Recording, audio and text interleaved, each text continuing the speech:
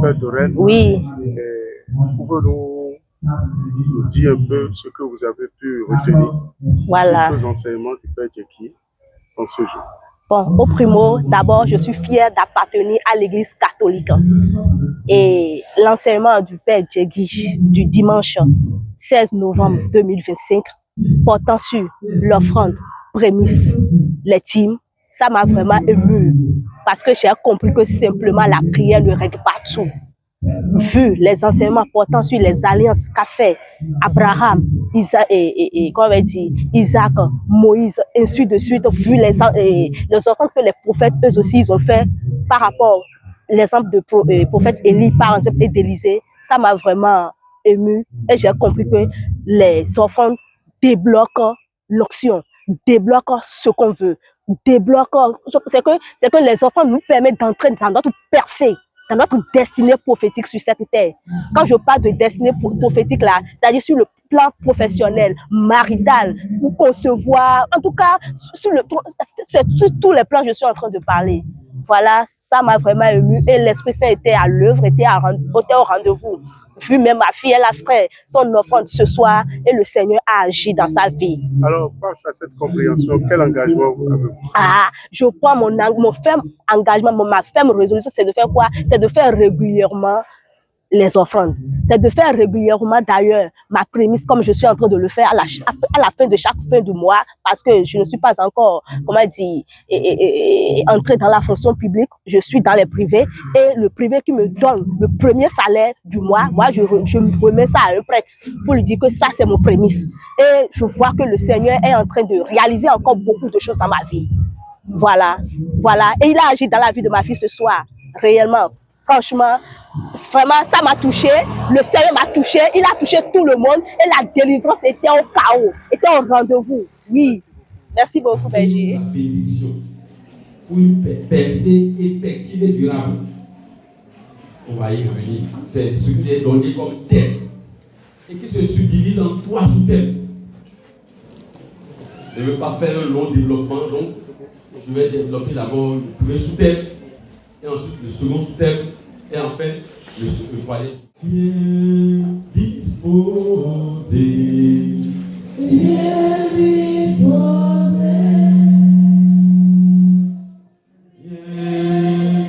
bien disposé, bien disposé,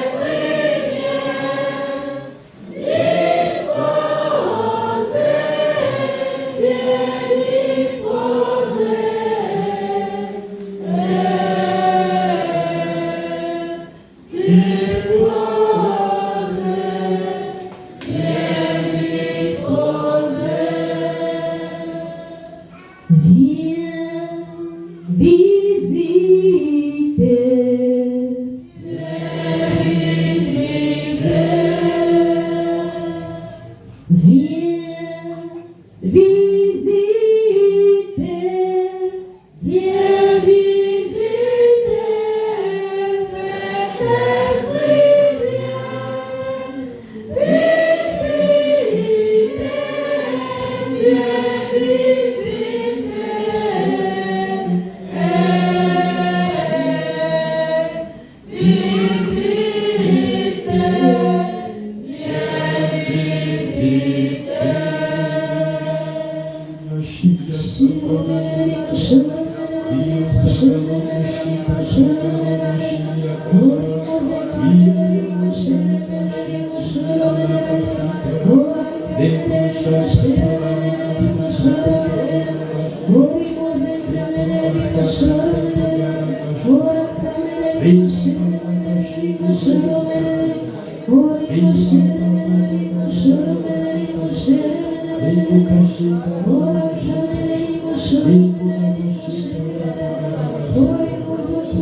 Oui, Esprit Seigneur, viens demeurer avec nous, viens nous accompagner, viens nous remplir de ta présence, de ta puissance et de ton onction. Prends les commandes de cette séance, prends les commandes de nos oreilles, de nos cœurs, de nos pensées. Oh, viens Esprit Seigneur, nous avons grand besoin de toi. Sans toi, nous ne sommes rien. Sans toi, nous ne pouvons rien faire. Sans toi, nous n'avons rien. Tu es tout pour nous et nous avons grand besoin de toi. Viens dans nos secours. Assiste-nous, demeure avec nous et manifeste la gloire de Dieu. Amen. Au Père, du Fils et du Saint-Esprit. Amen. Amen. Alors, vous voyez, l'expérience a montré que parfois l'ennemi construit autour de la vie des gens un peu comme une muraille. C'est-à-dire, parfois, il y a comme une muraille autour de la vie des gens. Et cette muraille est comme un mur, vous voyez, infranchissable. Et elle nous met face à des circonstances si compliquées qu'il est difficile d'envisager une issue, une porte de sortie. Donc parfois c'est comme si on t'enferme quelque part. Et tant que tu n'es pas sorti de là, c'est que même quand on prie, rien ne peut changer de ta vie. Donc c'est une espèce de muraille qui est là et qui affecte, ça affecte presque tous les aspects de la vie des gens. Ça peut affecter la santé de quelqu'un. Ça peut affecter sa santé physique, sa santé spirituelle, sa santé mentale. Ça peut affecter sa vie matérielle, sa vie financière, sa vie professionnelle, sa vie affective, même sa vie sociale. Donc ça peut affecter tout ça. C'est l'ennemi qui fait ça. Vous voyez, quand vous lisez Actes des Apôtres, chapitre 38, Jésus dit, dans le texte dit, il est passé en faisant du bien et en libérant et en guérissant tous ceux qui sont tombés sous le pouvoir du diable. C'est-à-dire tous ceux, vous voyez, sur qui le diable exerce une espèce d'oppression. Ceux dont le diable a infesté la vie. Et il leur pourrit la vie en pourrissant leur santé, en leur compliquant l'existence. Donc Jésus passait en faisant le bien à tous ceux-là qui ont eu la grâce de le croiser sur leur chemin et qui ont manifesté de la foi. Il est libéré, quelle que soit la muraille. Donc lui, le Père, lui a donné le pouvoir, vous voyez, de nous sortir de ce carcan dans lequel l'ennemi nous a enfermés. Aujourd'hui, il va nous sortir de ce carcan. Aujourd'hui, avant la fin de cette séance, lui-même, Jésus-Christ, qui est là, quand on parle de lui, quand on prête sa parole, il est là. Et quand il est là pour agir. Aujourd'hui, il agira. Il agira. Il agira. Et lui-même va faire s'écrouler cette muraille qui entoure ta vie. Et qui empêche les bénédictions de Dieu d'atteindre ta vie et de transformer ta vie. Amen. Alors, tant que cette muraille est en place, comme je l'ai dit, aucune bénédiction ne peut atteindre ces personnes, même si Dieu envoie la bénédiction. Dieu envoie toujours la bénédiction. Dieu, c'est un Père, il envoie la bénédiction. Mais ce n'est pas toutes les bénédictions qu'il envoie qui nous atteignent. Ça me rappelle Deutéronome chapitre 28, à partir du verset 1. On dit, si tu observes les commandements du Seigneur, ses décrets, ses préceptes, qu'on appelle les clauses de l'alliance avec Dieu, voici les bénédictions qui t'adviendront et qui t'atteindront. Donc non seulement elles vont advenir, mais elles vont t'atteindre. Autrement dit, c'est qu'elles vont opérer un changement dans ta vie. Donc voici les bénédictions qui t'adviendront et qui t'atteindront. J'ai aimé cette formule-là. Qui t'adviendront et qui t'atteindront. Ça veut dire quoi? Ça peut advenir sans atteindre la vie de quelqu'un. Aujourd'hui, le Seigneur lui-même va opérer le miracle. Amen. Et non seulement elles vont advenir, mais elles vont t'atteindre. Amen. Quand la bénédiction de Dieu t'atteint, ça veut dire quoi? C'est que la bénédiction change ton sort. Merci Seigneur. Elle change ta situation. Merci Seigneur. Elle change ta situation. Merci Seigneur. Quand Dieu bénit, c'est qu'il peut changer la situation des enfants. Amen. Parce qu'il sait que ce dont nous avons le plus besoin, c'est de la bénédiction. Amen. Alors dans l'Ancien Testament, vous voyez, nous relate beaucoup de récits de batailles et d'interventions surnaturelles que nous pouvons assimiler parfois un peu à ce que certains d'entre nous vivent. Vous voyez, alors que le peuple d'Israël venait de traverser le Jourdain et s'apprêtait à conquérir la terre promise, il va être confronté à cette réalité de muraille. Et on dit, mais la ville, la terre promise était entourée d'une muraille. Vous connaissez un peu l'histoire là? Ce que nous appelons hier le Jéricho, tout ça, ça prend sa source dans le livre de Josué chapitre 6. Donc il y avait une muraille. C'est comme si Dieu t'apprête quelque chose, au moment où toi tu es tout près de la chose, pour t'en saisir, il y a un obstacle autour. Et il n'y a pas moyen d'y accéder. Et là, vous voyez, Josué, qui savait comment on fonctionne avec le Seigneur, qu'est-ce qu'il a fait? Il est allé adorer le Seigneur. Josué est allé adorer. Et pendant qu'il adorait, c'est le Seigneur qui lui a inspiré ce qu'il doit faire pour franchir ça. Et c'est ça que c'est l'attitude qu'un croyant doit avoir. Parfois, quand on est devant un obstacle, les gens commencent à se lamenter, à crier. Non, un croyant ne crie pas. Tu pries. Mais tu pries, tu te lèves, tu pries. En priant, le Seigneur va t'éclairer. Et il va t'inspirer, il va te donner ce qu'on appelle l'inspiration. Vous voyez, nous, nous ne connaissons pas toute l'importance de l'inspiration. C'est Dieu qui donne l'inspiration. Quand on dit inspiration, c'est quoi? Il te donne une idée pour que tu puisses sortir de la situation, pour que tu puisses franchir l'obstacle qui est resté devant toi. C'est ça qu'on appelle inspiration. Donc tu es là, tu ne sais pas quoi faire. Ce qu'il faut faire, c'est pas que tu es là en train de regarder dans l'air. Tu commences à prier. Tu peux invoquer l'Esprit Saint. Tu commences à prier, tu dis Seigneur, tu connais cette situation. Toi-même, tu me diras comment je vais m'en sortir, comment je vais faire, ce que je dois faire dans cette situation. Vous voyez l'évangile du jour, le Seigneur dit, quand les épreuves vont commencer, vous n'allez pas à vous soucier de ce que vous allez dire ou de ce que vous allez faire. Il dit, moi, je vais vous inspirer la parole à dire, à prononcer. Et la sagesse dont vous avez besoin pour résister à vos ennemis. Amen. Que le Seigneur donne la grâce de l'inspiration. Surtout quand nous avons besoin de ça pour franchir un obstacle, pour surmonter un obstacle. Donc il donne l'inspiration. Josué allait adorer. Et quand il a adoré, c'est là où le Seigneur lui a dit, bon, ce que tu vas faire, tu vas demander aux Lévites auprès de porter l'arche d'alliance, qui est le signe de la présence du Seigneur au milieu de son peuple. Et ils vont se mettre en rang. Et qu'est-ce que le peuple va faire? Le peuple va commencer à louer le Seigneur. Et vous allez faire le tour, le premier jour, vous allez faire le tour de la muraille. Vous pouvez voir. Après, vous allez au camp. Il a donné des instructions et des consignes faibles. Le deuxième jour, vous faites ça. Le troisième jour, vous faites ça. Et il dit, le septième jour, vous allez faire ça 7 fois. Ils ont juste obéi à la consigne que le Seigneur a donnée. Et la muraille s'est écoulée d'elle-même. Et la muraille s'est écoulée d'elle-même. Amen. Vous voyez, toi-même, tu n'as pas la capacité de faire, de faire s'écouler cette muraille, de faire tomber cette muraille. C'est Dieu qui peut faire tomber cette muraille. Et ce que tu dois faire pour que la muraille tombe et s'écoule, lui-même va te dire ça. C'est lui qui va te dire. Il va te dire ça à travers sa parole. Il peut t'inspirer l'attitude à avoir. C'est important. Parfois, nous pensons que c'est nous-mêmes. Non. Toi, tu n'as pas la capacité de faire tomber une muraille.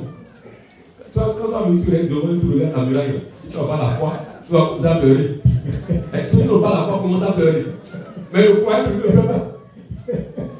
Vous voyez, le croyant ne pleure pas. Qu'est-ce qu'il fait? Il dit, mais Seigneur, si tu m'as donné ça, tu m'as donné ça, je dois l'avoir. Et aucun obstacle ne va accéder à ce que tu m'as donné. Tu commences à prier. Il va te donner l'inspiration. Parce que si c'est donné, c'est pour toi là. Il faut marcher dans la foi. Et quand on dit marcher dans la foi, quelqu'un a dit la foi dans ton cœur et la foi dans ta bouche. La foi dans le cœur, la foi dans la bouche. Quand la foi est dans le cœur, la bouche a un rôle à jouer. Je ne suis pas ici pour prêcher là-dessus. Peut-être qu'à une autre occasion, on va pouvoir parler de la foi. Je ne prêche pas seulement sur cette thématique, je prêche sur la foi aussi. Ah oui, je prêche sur la foi. Je prêche sur la foi aussi. Là, je prends le prêche à je prêche sur la foi aussi. Parce que c'est d'abord et avant tout la foi. La foi passe avant tout. C'est d'abord la foi. Que le Seigneur augmente en nous la foi. Amen. De toutes les façons, Josué, lui, c'est comme ça qu'il a procédé. Et il a réussi vraiment à surmonter l'obstacle avec le peuple de Dieu. Et Dieu lui-même est intervenu, il a fait tomber la muraille. Et ils ont accédé à cette terre que lui-même lui a donné, a promis à leur père. Amen. Amen. Amen. Alléluia. Alors, quand nous lisons 1 Chronique 14, verset 8 à 3 ou à 11, je vais parler ça ici, on dit, c'est une partie dedans. Lorsque les Philistins eurent appris qu'on avait oint David comme roi de tout Israël, parce qu'on connaît un peu ce que David a fait à Philistin, à Goliath, qui était le Philistin le plus redoutable, ils montèrent tous pour s'emparer de lui, comme s'ils voulaient aller le capturer. À cette nouvelle, David partit au-devant d'eux. Et il est allé prier. Quand il est allé prier, le Seigneur répondait à David. Il lui a dit ceci. Il a dit, attaque. Ouais, parce que David, c'est un homme très intelligent. Dans la foi, pourquoi il dit ça? David n'attaque jamais l'ennemi sur le Seigneur, il ne dit pas d'attaquer. Avant qu'il attaque, c'est que le Seigneur donne l'assurance qu'il est livré déjà dans cette vie. C'est-à-dire qu'il a déjà livré l'ennemi. Il va nous dire, vas-y, tu t'es livré sur l'ennemi là. Sinon, lui ne se lève pas pour dire, lui aller attaquer. Il ne fait pas ça. C'est pour ça qu'il n'a jamais été vaincu. On dit, David n'a jamais été vaincu dans le combat. Pourquoi?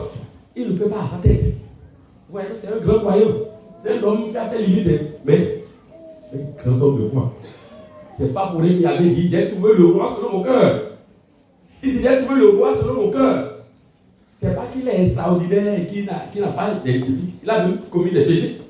Oui. Mais c'est un homme selon le cœur de Dieu. Pourquoi? C'est-à-dire qu'il a compris que c'est Dieu qui est tout pour lui. Et il ne peut rien faire sans lui. C'est un homme très, très. On peut prêcher longuement sur David. David, c'est un grand homme de foi. Que le Seigneur nous donne des David dans nous. Oui.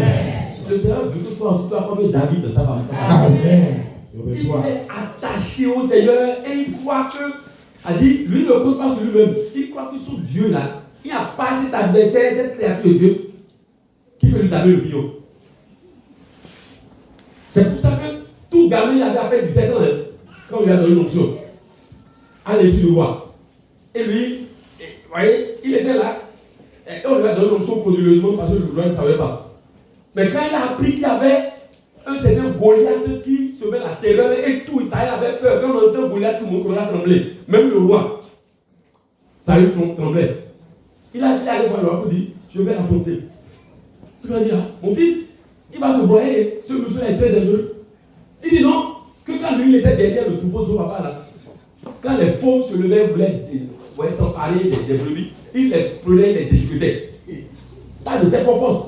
Il comptait sur le Seigneur.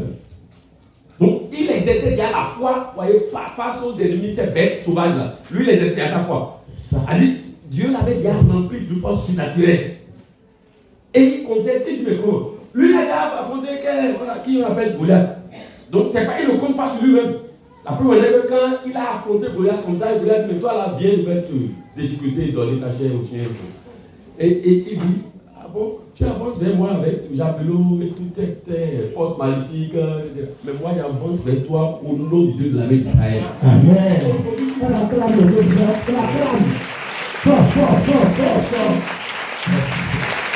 Donc, vous voyez, ce n'est pas de la prétention, ce n'est pas de la télévité. Il dit, aujourd'hui, tu sauras qu'il y a un Dieu en Israël. Aujourd'hui, là, tu sauras que j'ai un Dieu. Amen. Est-ce que toi, tu as bien un Dieu? Oui, j'ai un Dieu. Est-ce que tu as bien le Dieu de David? Oui. Aujourd'hui, tu sauras qu'il y a un Dieu en Israël. Toi, le sorcier qui fait toutes les ennemis, qui fait peur de tout, tu sauras qu'il y a un Dieu en Israël. Tu peux voir comme ça, comme il regardait là. Entre le Mao et Israël. Et tu sauras que c'est le redoutable, quel est le redoutable. Et c'est comme ça qu'il a dit, moi j'avance vers toi au nom de ce Dieu de l'armée d'Israël. Amen. Toi tu avances avec ta sorcellerie, tu avances avec les forces maléfiques, avec tes pactes que tu as fait avec la... Mais moi j'avance au nom de Dieu qui a créé tout ça et qui gouverne l'univers visible et invisible. Amen. C'est comme ça qu'il a vaincu l'ennemi. C'est comme ça qu'il a vaincu l'ennemi.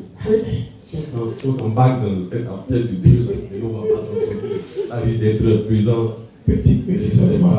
Bon, on verra à la fin, je peux faire ce résumé. D'accord. Mais si je me lance dedans, ça risque d'être trop long. Est-ce que ça vous aide là? Donc, vous voyez, c'est comme ça que lui, il a terrassé Goliath. Il a dit que ce n'est pas la puissance de la foi. Il sait que ce n'est pas lui. Mais celui qui est avec lui là, celui qui est avec lui, il est redoutable. Que le Seigneur nous fasse prendre conscience de la puissance et de la valeur de sa présence dans la vie de ses enfants. Donc ça va votre amen. Parce que vous ne connaissez pas l'importance de quoi vous ne le répondez pas. Quand Dieu est avec quelqu'un là, que tu sois endormi, que tu sois en éveil, que tu sois en route là, quand lui est avec toi, le même David va dire, après il a dit, le Seigneur est mon berger. Et après il va dire, quand je traverse les ravins de la mort. Pourquoi? Quand le Seigneur est avec moi. Donc il dit, ce qu'on appelle ravin de la mort là, c'est les épreuves les plus redoutables de la vie. Ce n'est pas la mort, mais les ravins, c'est-à-dire que des épreuves terribles, horribles. Quand je traverse ça, je ne crains pas, je n'ai pas peur. Pourquoi? quelqu'un avec moi. Et celui qui est avec moi là, il est omnipotent. Celui qui est avec moi là, il est omniprésent. Celui qui est avec moi, il est omniscient. Celui qui est avec, il est souverain. Il est suprême. Donc, celui qui est avec moi, c'est ça qui est ma force. C'est pourquoi je n'ai pas peur. Nous, on a peur parce qu'on ne connaît pas celui qui est avec nous. Certains ne savent même pas qu'il est avec eux. Je veux te dire aujourd'hui qu'il est avec toi. Je veux te dire qu'il est avec toi. Et quand il est avec quelqu'un, ça lui met enveloppe la vie de la personne. Donc tu n'as pas à avoir peur. Si tu as le Dieu de David, tu ne dois pas avoir peur. Tu dois assurer. Ce qui va te préoccuper, c'est comment faire pour entretenir ta relation avec lui. Amen. Amen. Alors David, vous voyez, est allé prier. Et qu'est-ce que le Seigneur lui a répondu? Le Seigneur dit, attaque. Je les livrerai en tes mains. Il dit, attaque, je les livrerai en tes mains. Puis il montait à Baal-Pérasim. Et là, David les battit. Il les a battus. Puis il dit ceci, c'est David qui parle, il dit, par ma main, Dieu a ouvert une brèche dans mes ennemis, comme une brèche faite par les autres. C'est pourquoi on appela cet endroit Baal-Pérasim. Donc il dit, par mes mains, Dieu a ouvert une brèche. Ça veut dire que son Dieu, c'est le Dieu des brèches. Ce qu'on appelle brèche, c'est ça qu'on appelle aussi percée. Percée, ça veut dire, tu es dans le carcan et Dieu a dit qu'il a opéré une ouverture par laquelle sa puissance s'engouffre dans ta vie, afin que tu sortes de là où l'ennemi t'a mis. Donc, ça veut dire c'est comme si c'est une ouverture qui va permettre à la puissance de l'Esprit Saint de s'engouffrer dans ta vie. Et quand la puissance de l'Esprit Saint s'engouffre dans ta vie, c'est ça qui te sort de là où l'ennemi allait t'enfermer. Ça va s'opérer dans la vie de quelqu'un. Ça va s'opérer dans la vie de quelqu'un. C'est ça qu'on appelle la percée. On dit, le Seigneur, le Dieu de David, c'est le Dieu des percées. C'est le Dieu qui, vous voyez, quand quelqu'un a dit, on l'a enfermé là, plus rien n'est possible. Il est capable d'intervenir. Même si toutes les portes ont été fermées, il est capable d'ouvrir une brèche. Et quand nous met, sa lumière va entrer là. Et après, les ennemis vont constater que tu as échappé.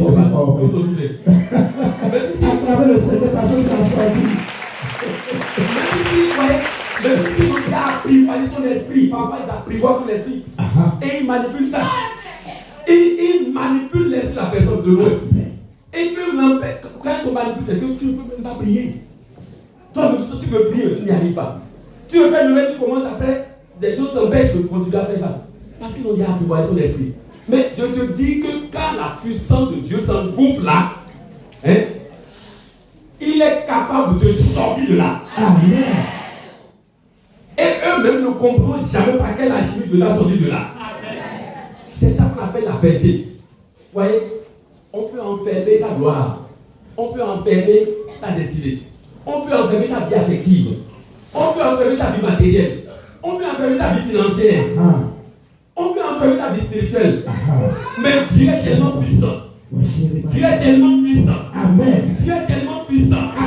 Il peut envoyer sa lumière qui va opérer une ouverture. Et à part cette ouverture, il va te sortir du carcan. Il va te sortir du carcan. Il va te sortir du carcan où tu as enfermé. Il va sortir ta gloire du carcan où tu as enfermé. Il va sortir ta destinée du carcan où tu as enfermé. Il va sortir ta richesse là où tu as enfermé. Il va sortir, vous voyez, ce qu'il a déployé toute ta vie pour ta vie, pour ta famille, il va sortir ça. Il va révéler ça. Il est capable d'opérer ce miracle-là.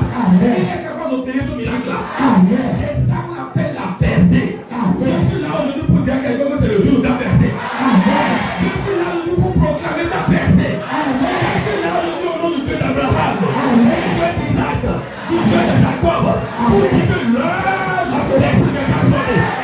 L'heure de ta percée a sonné. L'heure de ta percée a sonné. L'heure de ta percée a sonné. Le jour de ta percée est arrivé. Le jour de ta percée est arrivé. Au nom de Jésus. Soyez-vous. Alors acclamez le Seigneur parce que le Seigneur a parlé.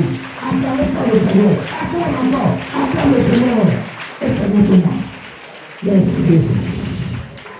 Vous voyez, en parlant de David, le point nous dit, mais quel est le secret de David? Merci. Quel est ce secret? Parce que quand quelqu'un agit, vous voyez que ça rentre, personne n'arrive à le lever. Son secret, vous voyez, Oui. le secret de David, Oui. c'est la qualité de sa relation à Dieu. Je dis, c'est la qualité de quoi? Sa relation à Dieu. David avait une confiance extraordinaire dans le Seigneur. Et il laissait le Seigneur prendre les commandes de sa vie. Amen. Donc, David, il a dit, c'est un grand homme de foi. Et c'est un grand homme de confiance. Donc, sa vie est caractérisée par la foi, une foi inébranlable. Une foi qui fait qu'il ne tremble pas devant ce qu'il voit et devant ce qu'il entend. Parce que nous, là, parfois, ce qu'on voit là nous fait trembler. Nous, on est focalisé sur ce qu'on voit. Or, on dit, un croyant ne marche pas par la vue, mais il marche par la foi. Si tu es un croyant, tu marches par la foi et non par la vue. David marchait par la foi et non par ce qu'il entend, non par les sens. Nous, quand on est là, quand on a une information à dire, je ferai ça, c'est fini. C'est comme si c'est fini. Qu'il a dit, c'est fini. S'il a dit que Dieu a fini la vie, il n'a pas encore fini. Donc toi-même, ne dis pas que c'est fini. Même si les impies, les païens disent que c'est fini, dis, mon Dieu va agir. D'ailleurs, il est en train d'agir, par la foi, je crois qu'il est en train d'agir déjà. Et l'Israël voit les signes qu'il est en train d'agir. Moi, je l'attends. Le psalmiste, même David, il m'a dit, espère le Seigneur, prends courage, espère le Seigneur. Il a dit, espère le Seigneur. C'est comme s'il s'adresse à son âme. Son âme avait tendance à désespérer, à se décourager. Et lui, parfois, il a l'art de se parler. Lui. Espère le Seigneur. Prends courage, espère le Seigneur. Ça veut dire quoi? Le découragement n'est pas au programme de lui. Le découragement n'est pas au programme. Espère le Seigneur, prends courage. Et après, il va dire, je verrai les bontés du Seigneur sur la terre des vivants. Amen. Je verrai les bontés du Seigneur sur la terre des vivants. Je verrai les bontés du Seigneur. Toi aussi, tu peux proclamer, je verrai les bontés du Seigneur sur la terre. Je verrai les bontés du Seigneur. Je verrai les bontés du Seigneur sur la terre des vivants. Je verrai les bontés du Seigneur sur la terre des vivants. Je verrai les bontés du Seigneur sur la Je terre. verrai la manifestation de la puissance de Dieu dans ma vie. Je verrai la manifestation de la puissance. Et ma vie va changer. Amen. Ma situation va changer. La vie va changer. Ma situation ne va pas demeurer comme ça pour l'éternité. La situation ne va pas demeurer comme ça pour l'éternité. Parce que mon Dieu est tout puissant. Parce que mon Dieu est tout puissant. Au nom de Jésus. Au nom de Jésus. Amen, alléluia. Amen. Donc, vous voyez, le secret de David, c'est la qualité de sa relation à Dieu. C'est là où tout se joue. Et c'est pourquoi le premier sous-thème je vais développer très rapidement, sans trop terminer, c'est intitulé ça, entrer dans l'alliance qui déclenche la persécution. Amen. Pourquoi je dis entrer dans l'alliance qui déclenche? C'est-à-dire que Dieu aime qu'on formalise la relation avec lui.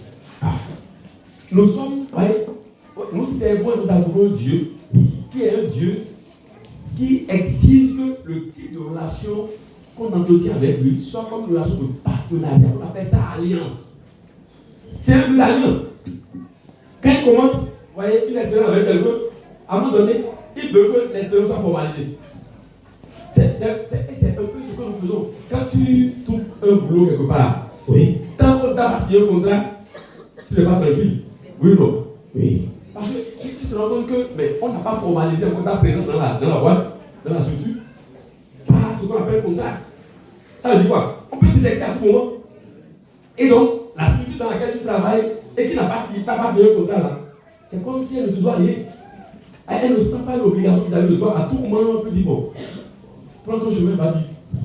Sans une autre procédure. Et tu ne peux même pas aller porter truc quelque part. Parce qu'il n'y a pas un contrat. Le Seigneur aime qu'on vive en contrat avec lui. Ça peut vous donner. C'est ça qu'on appelle l'alliance. Donc le Dieu que nous servons, il est un Dieu d'alliance. Il est un Dieu qui veut que la relation qui te lie à lui soit une relation formalisée. Amen. Amen. C'est un Dieu d'alliance, monsieur David. C'est pourquoi il dit entrer dans l'alliance. Donc la première chose, c'est même pas de dire je commence à prier, je commence à donner. Non. Entre dans l'alliance avec lui.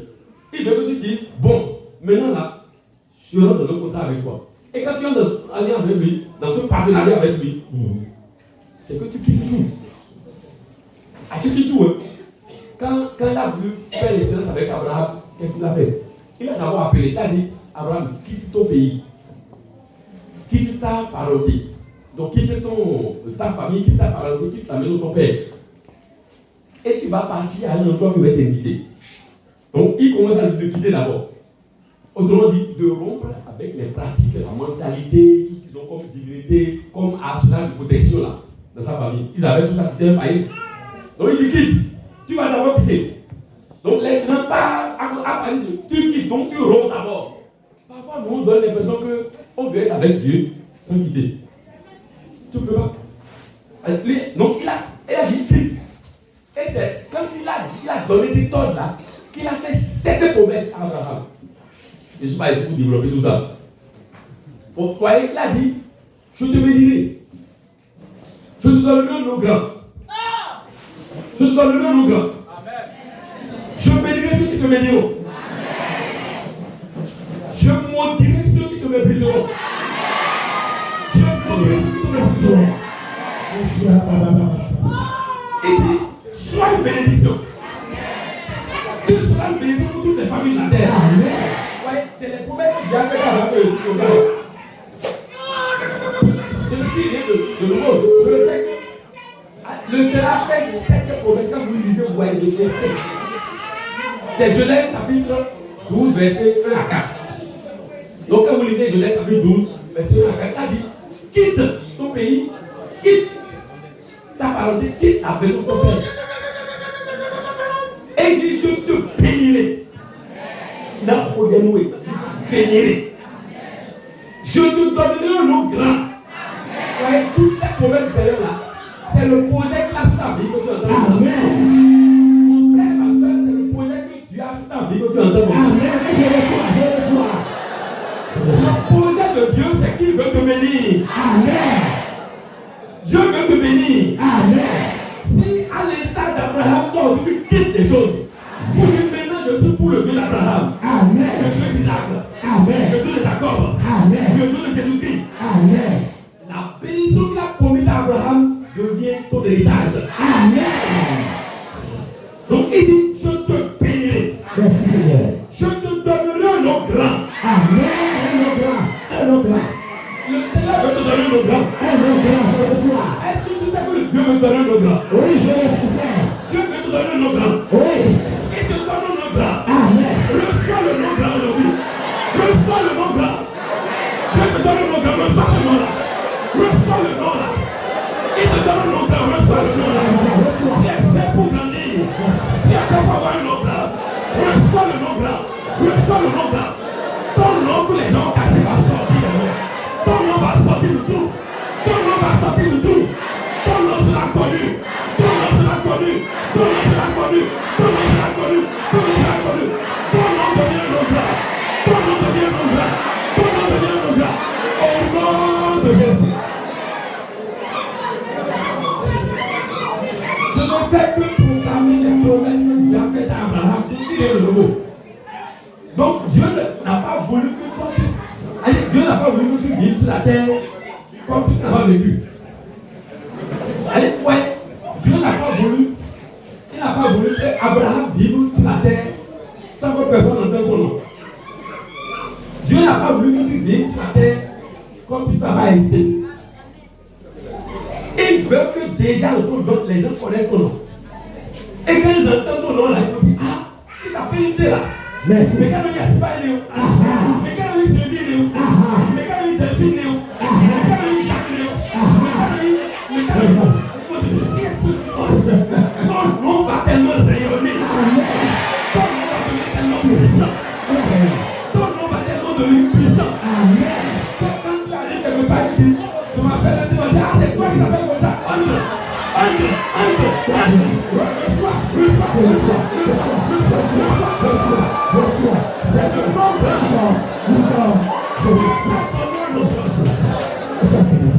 Dieu t'a fait pour que tu aies un nom grand. Tout ce qu'il a promis à Abraham, ouais, c'est pourquoi Saint Paul va dire après, va dire, par la foi en Jésus-Christ, nous devenons quoi? Héritiers des promesses faites à Abraham. Amen. Aujourd'hui là, je veux te dire que si tu crois en Jésus-Christ, si tu as donné ta vie à Jésus, et il est devenu le Seigneur de ta vie, Oui. tu deviens héritier ou héritière de toute cette bénédiction. Amen. Ça veut dire quoi? C'est que tu es béni par le Seigneur. Amen. C'est que tu as le soutien un nom très grand par le Seigneur. Amen. C'est que le Seigneur, il t'a tellement béni que toute personne qui va oser poser le regard malveillant sur toi, il va commencer à mijoter ta tête, tout ça. Une nuisance contre toi là. Il dit, lui-même va se charger de lui. Il va gérer son cas. Lui-même va gérer son cas. Il va gérer le cas de ceux qui ne vont pas se laisser respirer. Le cas de ceux qui, quand ils se lèvent, sans même se brosser les dents là, ils commencent à lancer des balises contre ta vie. Le Seigneur va gérer le cas. Le Dieu d'Abraham va gérer le cas. Le Dieu d'Isaac va gérer le cas. Le Dieu de Jacob va gérer le cas. Le Dieu de Jésus va gérer le cas. Il va en découdre avec eux. Quand il va se lever, ils vont disparaître. Quand il va se lever pour toi, ils vont disparaître. Quand il va se lever pour toi, ils vont disparaître. Au nom de Jésus. Au nom de Jésus. Donc, vous voyez, c'est un Dieu qui est un Dieu d'alliance. Et il veut que, à partir d'aujourd'hui, tu entres en alliance avec lui. L'essentiel n'est pas le bien, je suis chrétien catholique, je suis chrétien. Ça veut bien dire. Ce n'est pas une affaire de dire je suis chrétien catholique, je suis. Non. Tu vas dire Jésus est le Seigneur de ma vie. Jésus est le Seigneur de ma vie. Jésus est le Seigneur de ma vie. Jésus est le Seigneur de ma vie. Jésus est le Seigneur de ma vie. Je vis sous la Seigneurie de Jésus-Christ. Mon corps est soumis à sa Seigneurie. Mon âme est soumise à sa Seigneurie. Mon esprit est soumis à sa Seigneurie. Ma destinée est soumise à sa Seigneurie. Ma gloire est soumise à sa Seigneurie. Mes activités sont soumises à sa Seigneurie. Ma vie professionnelle est soumise à sa Seigneurie. Mais ma famille est soumise à sa Seigneurie. Mes biens sont soumis à sa Seigneurie. Mes biens sont soumis à sa Seigneurie. Mes ressources sont soumises à sa Seigneurie. Mes ressources sont soumises à sa Seigneurie. Lui qui dit règne pour le siècle des siècles. Amen. Donc c'est extrêmement important de savoir que c'est un Dieu d'alliance. Et quand tu vis dans une relation de contrat avec lui, de partenariat formalisé avec lui, Oui. mais il te gère tout le reste. Vous voyez, c'est pas à toi de dire que tu combats, c'est lui qui combat pour toi. Merci. Tout le savon va inviter à Emmaüs le 3 dernier pour prêcher sur Deutéronome chapitre 2, verset 4. Que le Seigneur dit, mais il a dit, car le Seigneur votre Dieu marche au milieu de vous pour combattre pour vous et pour vous sauver. Donc, il parle au peuple avec qui il a scellé une alliance. Donc, si toi-même tu entres dans l'alliance avec Jésus-Christ, sache qu'il devient Emmanuel ta vie. Amen. Il devient Emmanuel pour toi. Amen. Il combat pour toi. Amen. Il combat pour toi. Amen. Il est avec toi pour te sauver. Amen. Il est avec toi pour que tu sois rempli de la vie de Dieu. Amen. Il est avec toi pour que ta vie rayonne. Amen. Il est avec toi pour que les gens sachent que Dieu t'a béni. Amen. Amen. Amen. Alléluia. Alors, je vais vous lire ce passage. Écoutez ce qu'il avait dit à Abraham, qui est notre père de la foi. Ça, c'est Genèse chapitre 17, verset 1 à 9. Je ne sais pas tout systématiquement, j'ai soufflé certains passages, mais j'ai suivi juste ce qui est important. On dit, lorsque Abraham eut atteint 99 ans, le Seigneur lui apparut et lui dit, je suis le Dieu Tout-Puissant. Marche à ma présence et sois parfait. J'établirai mon alliance entre moi et toi et je multiplierai ta descendance à l'infini. Abraham tomba face contre terre et Dieu lui parla ainsi. Moi, voici l'alliance que je fais avec toi. Tu deviendras le père d'une multitude de nations. Tu ne seras plus appelé du nom d'Abraham, mais tu seras Abraham. Car je fais de toi le père d'une multitude de nations. Je te ferai porter des fruits à l'infini. Donc, vous voyez que quoi? Quand il va sur l'alliance, un des signes que tu as en alliance là, c'est la fécondité. Ce n'est pas seulement la fécondité biologique, il y a la biologie dedans. La fécondité matérielle, financière. Tu vas porter du fruit, ta vie va générer du fruit. Amen. Ta vie va générer des richesses. Amen. ta vie va générer beaucoup de choses pour le bien des autres. Non seulement pour toi, mais pour le bien des autres. Donc il dit, je te ferai porter des fruits à l'infini. De toi, je ferai des nations. Et des rois sortiront de toi. Encore une fois, il dit, j'établirai mon alliance entre toi et moi, et après toi, avec ta descendance, de génération en génération. Ce sera une alliance éternelle. Ainsi, je serai ton Dieu, et le Dieu de ta descendance après toi. Il dit, je serai quoi? Ton Dieu. Il dit, je serai ton Dieu. C'est comme si, c'est à part que c'est toi seul qui est sur la terre. Et c'est comme si il a Dieu que pour toi seul. C'est comme s'il ne pense qu'à toi seul. Il dit, je serai ton Dieu. Et le Dieu de ta descendance. Parce que tu es en alliance avec lui. Je serai ton naïm maotoué. Mon naïm maotou kantoé. Maintenant, aussi. Comment on dit ça, la descendance? Kantoé. Naïm maouéton. On allait parmi des autres. Il dit, je serai ton Dieu et le Dieu de ta descendance. De génération en génération. Et de ce sera l'alliance éternelle. Ainsi, je serai ton Dieu et le Dieu de ta descendance après toi. À toi et à ta descendance, écoutez, à toi et à ta descendance, je donnerai le pays où tu résides. Je donnerai le pays où tu résides. Tout le pays de Canaan en propriété perpétuelle. Et je serai leur Dieu. Dieu dit à Abraham, toi, tu observeras mon alliance. Vous voyez, il a dit, tu observeras quoi? Tu observeras quoi? Donc tout repose sur l'alliance. Tout repose sur l'alliance. Aujourd'hui, tu vas entrer en alliance avec Dieu. Aujourd'hui, tu vas sceller l'alliance avec le Seigneur. Tu vas lui dire, maintenant là, je rentre en alliance avec toi. Parce que c'est quand tu entres dans une alliance solide avec Dieu et que tu entres dans cette alliance, que tout ce qui te lie aux divinités commence à être rompu. C'est l'alliance qui entraîne la rupture des liens avec les divinités. Toi, tu vas pas, même si tu ne vas pas devant les fétiches et que tu n'es pas en alliance avec le Seigneur, les liens peuvent subsister. C'est quand tu entres dans une relation d'alliance solide avec le Seigneur et que tu entretiens cette relation que les liens, les mauvais liens qui vont t'habiller négativement vont être rompus. Amen. Ah, les liens là vont être rompus. Amen. Les liens vont se rompre. Les liens vont se rompre. Les démons qui te réclament vont cesser de te réclamer. Les esprits de divinité qui te réclament vont cesser de te réclamer. Les esprits qui pensent qu'ils ont le droit d'exercer une domination sur toi là vont cesser immédiatement. Les esprits qui sont servis de la divinité familiale, qui pensent que tu leur appartiens à cause du nom de famille, à cause du lien de sang là. Quand tu vas entrer dans l'alliance, le lien va être cassé en même temps.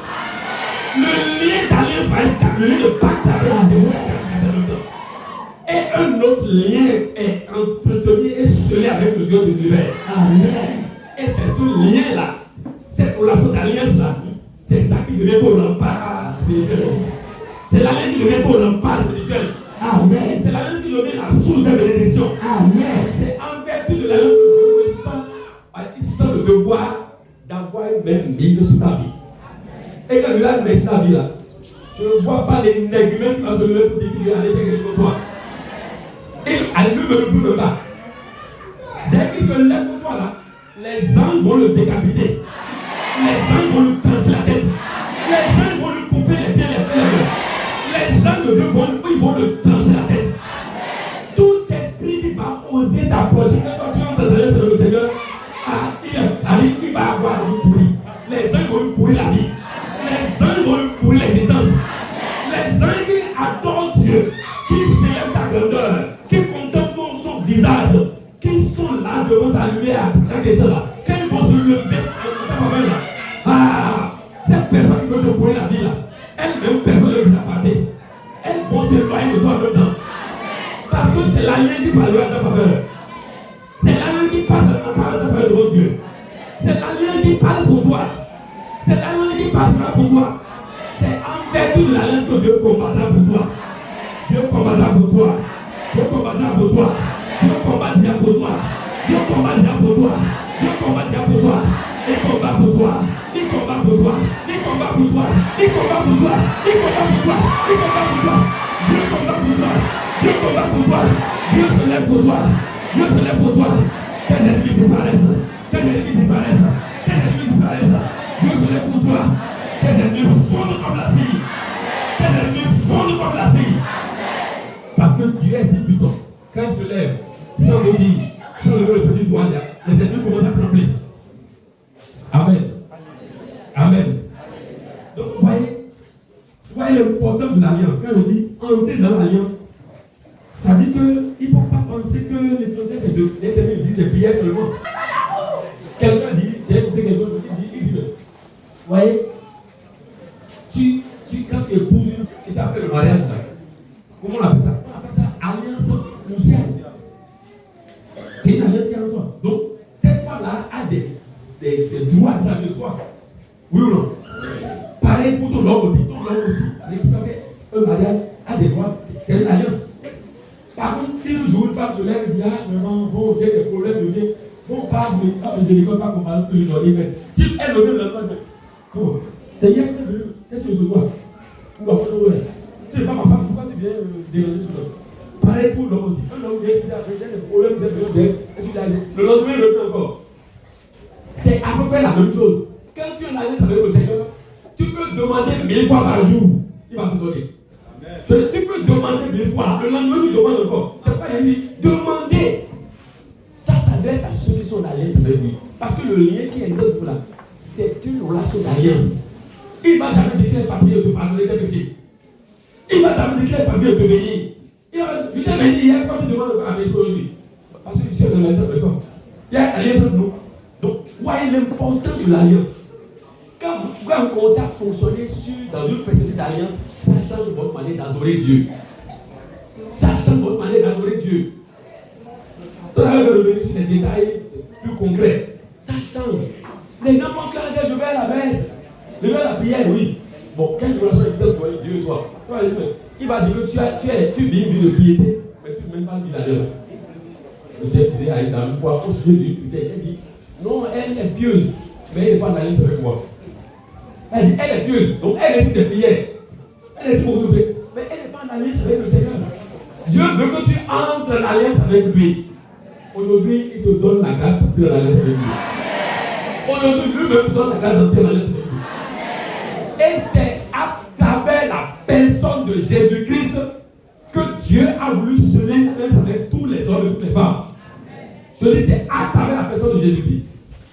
Parce que c'est quand tu acceptes Jésus-Christ que tu entres dans ce qu'on appelle la nouvelle alliance dont Dieu a ouvert la porte pour tous les hommes et toutes les femmes. Donc, ceux qui acceptent Jésus-Christ comme Seigneur, comme Sauveur, comme Maître, ce mot-là est fondant. C'est-à-dire, comme Seigneur, comme Sauveur, mais comme Maître. Pourquoi il dit Maître? Il t'enseigne. C'est lui qui t'enseigne, désormais.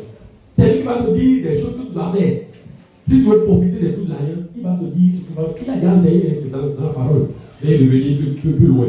Donc, il devient ton Seigneur, ton Sauveur, et il devient aussi ton du coup, toi, tu deviens quoi? Tu deviens l'élève ou le disciple. Je peux même développer l'élève. C'est-à-dire celui qui dit, Jésus, je le connais bien, enseigne-moi. Enseigne-moi. Donc, Jésus veut t'enseigner des choses. Et il nous enseigne à nous tous des choses jusqu'à la fin de notre vie. Moi, je suis prêt, mais Jésus m'enseigne des choses. Ça peut pas être des enfants comme vous. Hein. Il t'enseigne des choses. Parfois, tu écoutes un serviteur, il te fait découvrir quelqu'un que tu ne connais pas. Tu écoutes ce qu'il avait enseigné là. Et tu vas entendre des choses que tu n'as jamais entendues. Il y a ça aussi qui vous enseigne, qui ne connaissait pas ça. Donc, il veut t'enseigner. C'est pourquoi c'est important que nous soyons enseignés. J'ai dit au frère Charles, je vais vous enseigner. Bon, Jésus m'a envoyé pour enseigner. D'abord, aujourd'hui. Avant même pour le passer le temps. Vous voyez, on est en train d'enseigner. La prière n'a pas encore commencé. Mais vous voyez déjà. Vous voyez l'importance, la puissance de la parole de Dieu. Je n'ai pas encore commencé à prier. Je suis juste en train d'enseigner. Je suis pour le moment dans la parole. Et déjà, vous voyez comment il y a des signes, des gens qui sont visés. Parce que quand le Seigneur enseigne, il commence diablement à régler les problèmes de la vie des gens. Amen, amen. Amen, amen. Donc, quand vous lisez Exode chapitre 2, verset 24, écoutez, on dit, Dieu entendit leur gémissement. Il parle d'Israël qui est en Égypte en train de souffrir. Dieu entendit leur gémissement. Il se souvient de son alliance avec Abraham, Isaac et Jacob. Donc pourquoi il a entendu les gémissements des Hébreux qui étaient en Égypte en train de souffrir? On dit, il se souvient de quoi? De son alliance avec Abraham, Isaac et Jacob. Donc Dieu se souvient d'une seule chose, c'est l'alliance. C'est en vertu de l'alliance qui était entre leur père, Abraham, Isaac et Jacob, qu'il a entendu leur gémissement. Amen. Amen. Donc il a entendu leur gémissement et se souvient. Dieu vit les Israélites et il se fit connaître. Ça c'est Exode chapitre 2, verset 24. Lévitique 26, verset 9. Le Seigneur dit, je me tournerai vers vous et je vous ferai croître et multiplier et je maintiendrai mon alliance avec vous. Il dit, je me tournerai vers vous. Amen. Je vous ferai croître et multiplier. Amen. Je vais vous donner l'onction de l'élévation. L'élévation. L'élévation. L'élévation. L'élévation. Dieu dit qu'il va te faire croître.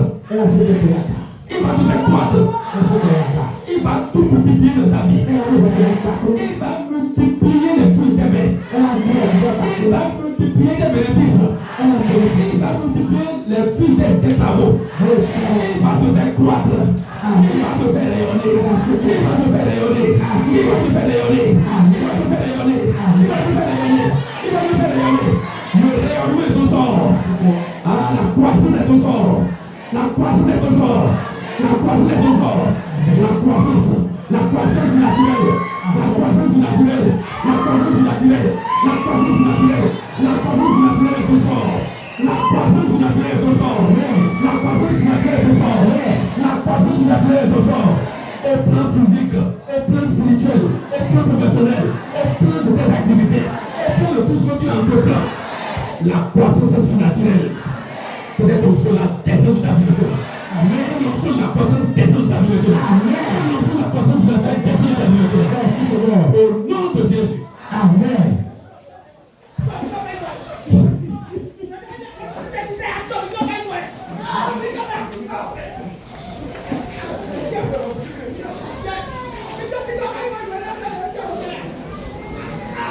Donc, et quand vous entrez l'alliance avec lui, la première chose que le Seigneur dit, et il y a ça très rapidement, mais je vais y revenir maintenant.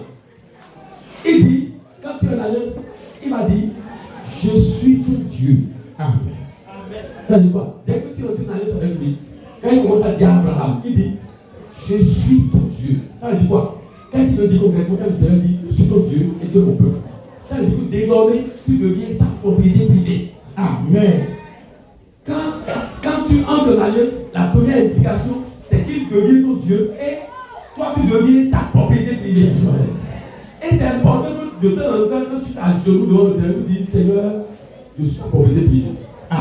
Jésus, le Seigneur, le Seigneur, pour ça, parole. Donc quand tu te protèges devant le Seigneur, et tu commences à dire, Jésus-Christ, je suis ta propriété privée. Mon corps est ta propriété privée. Amen. Mon âme est ta propriété privée. Amen. Mon esprit est ta propriété privée. Amen. Mes biens sont ta propriété privée. Amen. Ma destinée est ta propriété privée. Amen. Ma gloire est ta propriété privée. Amen. Ah, tout ce que j'ai, tout ce que je suis, tout ce que je peux, tout est ta propriété privée. Amen. Quand tu fais une déclaration comme ça, le protocole qui est sincère, tout esprit qui va réclamer quelque chose, il est dans l'illégalité. Et il va subir les conséquences. Parce qu'il est dans l'illégalité. C'est-à-dire que désormais, tu ne lui appartiens plus. Il n'a plus aucun droit légal de réclamer quelque chose de ta vie. Amen. Donc, il devient ta propriété. Ce que tu as devient ta propriété. Du coup, quand lui te dit, mon enfant, donne-moi ceci, tu vas refuser. Hein? Non. Suivez le raisonnement. Quand il va lui dire, mon enfant, donne-moi ceci. Et non, Michel, non. Je vous rappelle les choses d'Abraham. Quand il a préparé Abraham, après, quand il a accompli la promesse, le garçon l'a aidé miraculeusement. C'est l'histoire d'Isaac. Après, il dit, bon, maintenant tu vas me sacrifier Isaac sur la montagne. Vous voyez, c'est un test. Pas qu'il veut tuer Isaac. La suite de l'histoire a montré que Dieu ne voulait pas tuer Isaac. Mais il voulait voir si Abraham a compris ce que c'est que être en alliance avec Dieu. Il a dit, va, tu vas sur la montagne là, tu vas prendre ton fils unique qu'on appelle Isaac là, tu vas me sacrifier ça. Qu'est-ce qu'il voulait? Il voulait me dire que, est-ce que tu reconnais que même ton fils n'a pas parti? Parce que, a priori, Abraham, tu es attaché à cet enfant-là. L'enfant qui a attendu pendant 25 ans, il a dit après 100 ans, il est sans degré. Et c'est en ce moment que Dieu donne l'enfant. Il lui dit d'aller lui sacrifier l'enfant. Est-ce qu'Abraham l'a fait? Abraham a compris que désormais, tout lui appartient.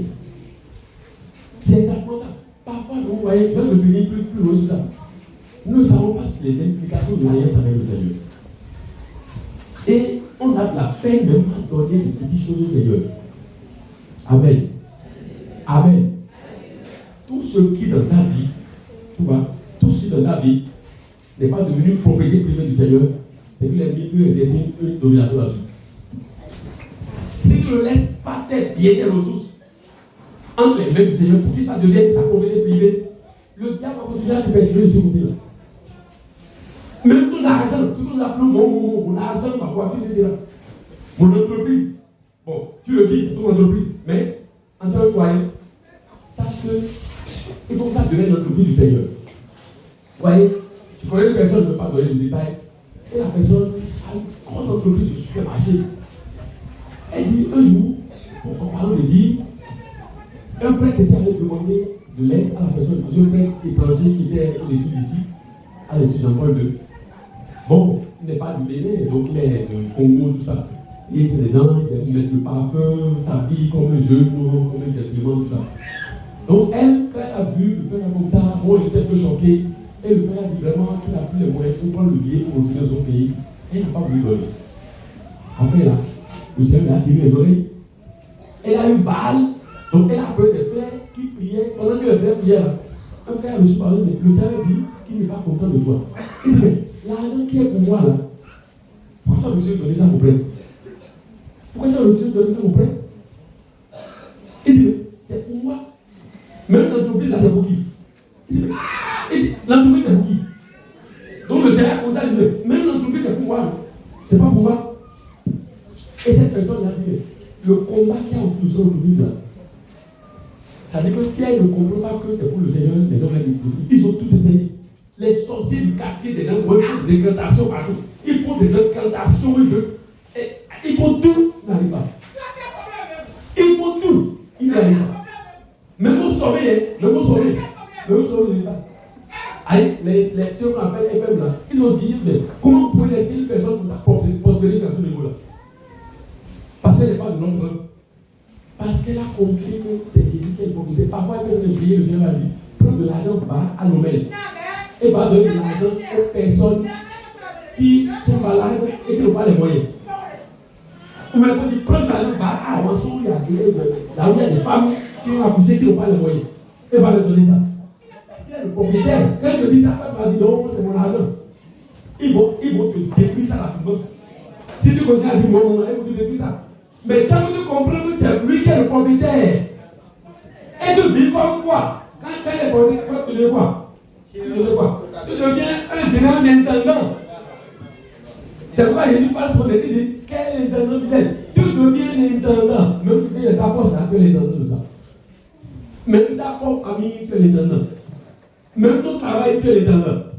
Donc avec le Seigneur, quand tu es en alliance, tu deviens intendant de ce qui t'appartient. Et lui devient quoi? Il devient quoi? Ouais, ces principes-là sont extrêmement importants. Ce que je vous dis là. Parce que quand tu ne comprends pas ça, il y a d'autres choses qu'on va te parler. Ah non, que moi, c'est pas ça, ne me suffit déjà pas. Ok, le propriétaire, c'est toi. Quand tu veux être propriétaire devant le diable, tu veux être propriétaire devant le bon des ténèbres, les téléviseurs là, tu ne peux pas. Moi, il m'arrive parfois, il y a quelqu'un qui me pose du Seigneur, je suis ta propriété. Utilise ma bouche, utilise ma langue, utilise ma gorge, utilise mon intelligence. Je suis ta propriété, je dis, je t'appartiens, je suis totalement pour toi. Ce que j'ai, ce que je suis à toi, je suis ta propriété absolue. Utilise-moi seulement. Amen. Amen. Amen. Tu vois l'impact que ça fait avoir ta vie. Oui. Ma destinée, c'est pour toi. Amen. Ce que Dieu a écrit sur moi là, c'est ta propriété. Amen. C'est pas moi, c'est ta propriété. Je vis pour ta gloire. Mhm. Je suis sur la terre pour ta gloire. Amen. Je suis sur la terre pour te servir. Amen. Amen, amen. Alléluia. Amen, amen. Alléluia. Que le Seigneur nous fasse comprendre ces choses-là. Amen. L'autre aspect de l'alliance. Quand tu entres en alliance avec lui, il t'enseigne la sagesse. Merci beaucoup. Dieu t'enseigne ce qu'on appelle la sagesse. Et ce qu'on appelle la sagesse, c'est les connaissances pratiques que tu dois avoir pour marcher, pour mener une vie heureuse, une vie glorieuse, une vie victorieuse. C'est dans la Bible. Quand vous lisez la lettre de Saint Paul à Timothée, la deuxième lettre à Timothée. Timothée, 2 Timothée 3, verset 15. Écoutez ce que Saint Paul dit. Il dit, c'est depuis ton plus jeune âge que tu connais les saintes écritures. Elles sont à même de te procurer la sagesse qui conduit au salut par la foi dans le Christ Jésus. Donc il dit, c'est depuis ton jeune âge que tu connais les écritures. Elles sont à même de te procurer la sagesse qui conduit au salut par la foi. Donc ça veut dire quoi? C'est à travers sa parole que Dieu lui-même t'enseigne la sagesse, avec sagesse. Donc des choses que tu dois connaître de façon pratique. Si tu es ignorant, parfois tu peux prier du matin au soir, du soir au matin. Mais il y a des choses que tu dois connaître. Et ces choses-là sont dans la parole de Dieu, ce n'est pas inventé. Amen. Et quand le Seigneur commence à t'enseigner la sagesse, quand nous parlons de la percée, le premier principe essentiel, un des principes essentiels qu'il enseigne, et c'est sur ça que je vais insister à la suite jusqu'à la fin, il y a ce qu'on appelle la loi intangible du donner et du recevoir. Écoutez ce que je veux dire. Oui. Il y a ce qu'on appelle comment la loi intangible du donner Et de recevoir. Il y a une loi qu'on appelle la loi du donner et du recevoir. Et ça, c'est biblique. Je le dis parce que je m'appuie d'abord et avant tout sur une parole de Jésus. Luc chapitre 6, verset 38. Écoutez ce que Jésus dit. Dans Luc chapitre 6, verset 38. Jésus dit ceci. Il dit, donnez et l'on vous donnera. Qu'est-ce qu'il a dit? Il a dit, donnez. Je n'entends pas bien. Qu'est-ce qu'il a dit? La prière est très importante. Personne ne peut le dire. Vous ne pouvez pas vivre comme chrétien sans avoir une vie de prière. Si vous n'avez pas de vie de prière, c'est que vous n'avez pas de vie spirituelle. Votre esprit est chétif et faible un peu, quelqu'un peut manipuler votre esprit comme il veut. Quand vous priez, quand vous avez une vie de prière, vous passez du temps auprès du Seigneur, il vous remplit de lui-même. Il dépose l'onction sur votre vie. Elle est importante. Mais, quand il s'agit des choses matérielles, financières, au niveau professionnel, si tu ne dois pas, tu ne vas pas le recevoir. Si quelqu'un te dit le contraire, ou bien c'est un ignorant qui ne connaît pas les Écritures, ou bien il le sait et il lutte avec toi. Vous voyez? J'étais en France en septembre. Et avant de partir, une dame m'a dit de voir son fils et sa femme pour échanger avec eux. On s'est sur le mariage, etc. Donc quand je suis allé, il est allé me chercher à la gare. Si on va être le chercher à la gare. Et je suis allé à la maison avec lui. Oui. Et on a commencé à parler. Et il m'a dit, vous pouvez prier pour moi qu'il a un contrat de travail et que le vendredi d'après, c'était lundi 22 septembre, et que le vendredi d'après, là, que son contrat allait arriver à terre. Donc, dès qu'il m'a dit ça, j'ai laissé le sujet pour lequel je suis allé, et je lui ai dit, bon, j'en profite pour échanger avec toi sur le principe. On appelle ça la loi intangible de donner et de recevoir. Donc, j'ai commencé à lui parler de ça, et j'ai donné des exemples de personnes qui avaient des blocages, des situations, et je leur ai parlé de ça, ils ont commencé à faire l'expérience, et tout a changé. Donc, j'ai commencé à dire, maman m'a toujours parlé de prière. Et il m'avait jamais parlé de ça. Il était énervé. Et il s'est levé, il allait appeler sa femme pour venir entendre ça. Bon. Donc moi j'ai parlé. Et je suis parti. Quand je suis parti, j'étais déjà revenu au pays, il y a plus de mois. Et un jour, sa maman m'a fait un peu mon. Et elle a envoyé un message pour dire que c'est son fils qui m'a envoyé ça. Bon, ce qu'il m'a jamais fait. Moi, j'étais étonné. Bon, mais je lui ai envoyé un message pour dire merci pour que Dieu te bénisse. Et c'est là où il m'appelle en même temps. Dès qu'il a envoyé le message, il m'a appelé. Il m'a dit, mon père, que le jour où je suis passé, j'ai dit donner, que Jésus a dit donner, l'on vous donnera. Et j'ai insisté là. Oui. Il dit, ça m'a tellement touché que le lendemain, il a pris une petite somme, il est allé voir une association caritative qui s'occupe des gens sans abri, des pauvres, tout ça, en France là. Et il est allé donner, c'est pas 50 € quelque chose, il est allé donner ça. Le vendredi, Quand le vendredi est arrivé, le jour où son contrat doit être fait, la yobo, la dame, qui travaille, dit non, on va continuer. Elle ne va continuer. Donc, il a changé. Il a été tellement touché que c'est pas. Après, il m'a fait mon mot. Bon, c'était le mot qu'il a fait là. Et comme si je suis allé ouvrir ces yeux sur des choses qu'il ne connaissait pas. Il a dit que lui, ça comprend. Tant que moi, je lui ai toujours dit que c'est la prière ou rien. Il a dit la prière est très importante. Moi, je prie. Je suis levé parce que j'étais allé à Lourdes. J'ai dit, je suis allé en série de 1000 années. Plusieurs jours de 1000 années. Je prie. C'est pas que je. Mais parce que si je suis prêt, je ne prie pas. Il n'y a pas d'onction là. Si je ne prie pas, c'est vide, tu peux les communiquer. Donc tu vas parler comme un professeur d'université. Voilà. C'est quand tu pries que tu es rempli. Surtout quand tu pries en langue, tu pries en langue, l'esprit s'est rempli à plein bord. Et on appelle ça onction. Il réactive ce que tu as déposé ta vie. Et ta vie, bon, tu seras raconter des choses. Donc la prière est très importante. On ne peut pas le nier. Tu ne peux pas ne pas prier. Parce que si je ne prie pas, je ne suis pas prêt. Je suis non après tout. Mais quand il s'agit, écoutez bien, quand il s'agit des biens de la terre, argent, après, matériel, ou bien au plan professionnel là, oui, Jésus a dit, si tu ne donnes pas, tu ne reçois pas. Et tu te donnes ce que je dis. Donc on appelle ça la loi intangible du donner. Il a dit, donner et non, il n'a pas dit, prier non, vous donnera. Même si la prière est importante pour notre vie. Oui. Si tu veux que le Seigneur inspire quelque chose de te donner, commence à donner. Ah, c'est gratuit. Il a dit, donnez et l'on vous donnera. Donc, si tu ne donnes pas, parfois tu peux même prier, jeûner pendant des jours. J'ai écouté un Nigérian un jour qui dit que lui, au départ, il ne savait pas. Parce que Jésus a dit, ce genre de démon-là, ce n'est pas la prière, le jeûne, on arrive à l'éveil. Donc il pensait que même le démon de la misère et de la pauvreté, qu'on pouvait chasser le démon là par la prière, le jeûne. Il dit, il a commencé à prier. Il a jeûné pendant 7 jours, après 9 jours, après 22 jours, 40 jours. Après, il fait 100 jours. Et après, il fait 365 jours. Donc tous les jours de l'année, il a jeûné. Il dit qu'il passe là, l'onction était massive. S'il rentre avec tout le monde, va commencer à tomber dans tous les sens. Donc l'onction est là. Mais financièrement, il était encore bloqué. Financièrement, il était encore bloqué. Il le disait à l'envers. Il dit, financially, I was still stranded. Il dit, financièrement, il était encore bloqué. J'ai compris que le jeûne n'est pas au-dessus de ce principe dont Jésus a parlé en disant, donnez, l'on vous donnera. Même si tu jeûnes pendant 1 an, et tu ne le donnes pas, tu ne le reçois pas. Il faut que tu comprennes ça. Cette loi-là est puissante, mes chers amis. Merci beaucoup. Amen, amen. Amen, amen. Amen. Il y en a qui ne donnent pas. Hein? Bon, parce qu'ils ne connaissent pas la loi. C'est pas je suis là où je vous enseigner ça.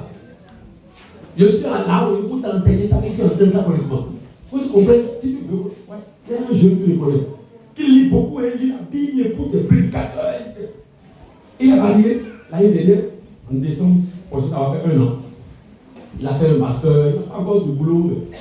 Mais il dit, lui, tous les jours, parce que donner est comparable à semer, à l'acte de semer. Donc, quand vous donnez, c'est comme si vous semez. Il dit que lui, le Seigneur, il a appris à semer tous les jours. Il donne.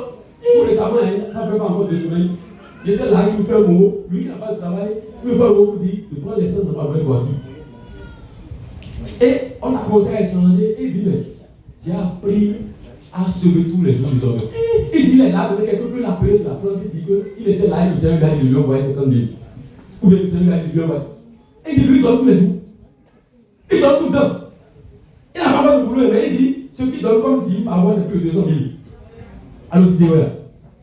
On acclame le Seigneur pour ce qu'on attend. Ce qu'on attend. Il a compris que cette voie-là, il a compris que quand tu observes cette voie de donner, le sorcier qui va te voler ce que Dieu t'a donné n'est pas mordé.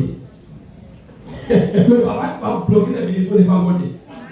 Parce que tout est régi par des lois spirituelles. Ça, c'est une loi spirituelle. La loi de donner de recevoir, c'est une loi spirituelle. Quand tu obéis à ça, j'ai prêché ici pour la première fois sur la Bible des offrandes. Et quand je suis venu en février 2024, ou autre chose carrément, rien n'était possible à Dieu. On était ici. Je ne sais pas si vous vous souvenez. Oui, il était là. Et quand on a fini l'enseignement, la prédication, on se préparait pour la messe. J'étais debout là. Oui. Quand un frère allait me voir, et il m'a dit, mon père, que j'avais prêché l'année précédente sur les. Bon, c'était en novembre 2022, je me rappelle, que j'avais prêché sur la dîme des offrandes, tout ça dans le public. Que qu'il était en situation difficile. Parfois, il cherchait 50 000 francs, il ne le trouvait pas. Mais dans son quartier, les gens le regardaient comme riche. Parce qu'il est entrepreneur. De ça, ici, hein? Oui. Et que lui, bon, quand il est allé, il a dit à sa femme, j'ai dit, c'est une situation difficile, mais on va se préparer pour aller faire l'offrande sur notre paroisse. Ils ont acheté des choses, ils ont mis de l'argent dans l'enveloppe, et ils sont allés faire. Il dit que quand il a fait ça, il dit au cours de l'année 2023, oui, il a fait tellement d'argent qu'il a acheté passer à 11 millions que ses frères et sœurs voulaient construire une maison. Et pour sur le moment, lui il a contribué à 6 millions. Mais c'est ici que le frère m'a dit ça. Lui qui n'avait pas d'argent, qui cherchait difficilement 50 000. Et je ne sais pas ce que je dis. Il y a quelqu'un qui est allé me voir au mois de février cette année. J'étais là, je me suis envoyé des messages tout le temps. Il dit qu'il veut me voir pour ceci et je ne répondais pas. Au début, je ne répondais pas. Il envoie, je voyais le message, je répondais pas. Mais il ne s'est jamais découragé. Il continue à envoyer. Et un jour, je lui ai donné rendez-vous. Peut-être que venir jeudi soir, après la messe est malade, et je l'ai reçu. Et il m'a dit, il travaille dans une société de conciliation. Il a dit, des sociétés qui font venir les navires, et ils font toutes les formalités, tout ça. Oui. Et que, mais, il dit, il ne trouvait pas le navire, il pouvait faire 2 mois, 3 mois, 4 mois avant de trouver son navire. Et le patron de la société, qui est nigérien, qui vit à Lagos, il a commencé à s'inquiéter. Quand ça continue, on va finir par fermer. Parce que vous êtes là, vous payez le salaire, il n'y a pas de travail. Donc le patron va finir par fermer. Du coup, il a posé le problème à une bergère qui me connaît. Et la bergère a orienté vers moi. Et il a dit, viens, je vais d'abord t'enseigner le principe. Et il est venu là, j'ai parlé pendant 1 heure.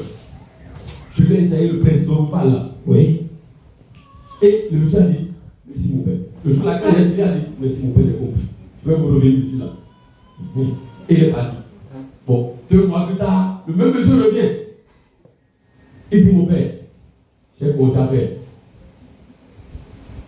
Les navires commencent à venir seulement. Les navires commencent à venir seulement. On attend le Seigneur. On attend le Seigneur. Il lui est arrivé plusieurs fois de passer 3 nuits consécutives au bureau. Il avait tellement à faire. Parce qu'il est le chef des opérations.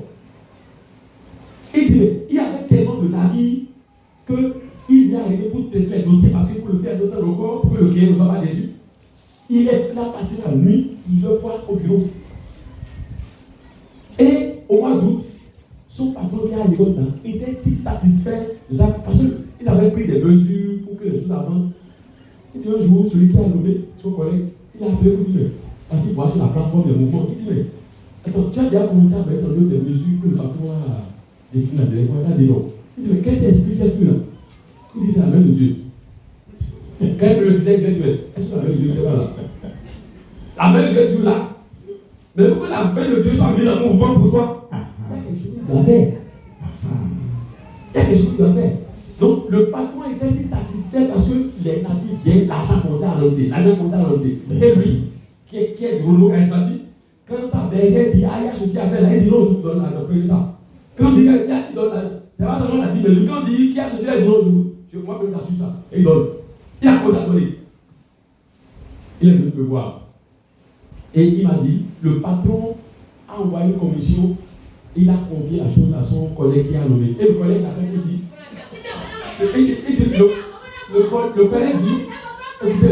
le collègue lui dit, le patron m'a confié une commission pour toi, viens à la frontière, prends ça. Donc le collègue est venu appeler le nommer, il a confié, et il est allé récupérer ça.